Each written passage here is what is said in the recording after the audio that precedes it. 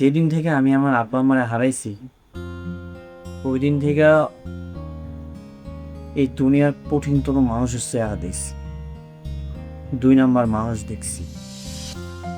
আপনারা তো ভালো মানুষ, আমি কোনোভাবেই চাই না কোনো 2 নাম্বার মানুষ আপনাকে পরিবারে আসে, আপনাকে ক্ষতি করুক।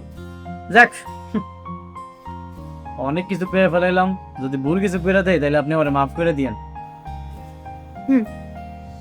মাফ করতে পারি, কিন্তু আমার একটা শর্ত আছে। কি কথা? আপনি 3 দিন কার সাথে মারামারি করতে পারেন না, কোনো ঝামেলা জড়াতে করবেন। এটা আপনি কি কইতাছেন? পোলাপান কি ভালো? আমার যদি সুযোগে পায় তাহলে তা আমারও সাইজ করে দিব।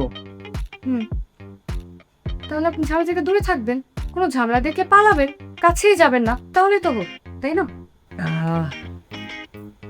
খুব কঠিন হয়ে গেল। এটি আপনার পানিশমেন্ট। তাছাড়া আপনি না এগুলো কেমন পোশাক পরেন, হাতে গলায় এগুলো কি পরেছেন?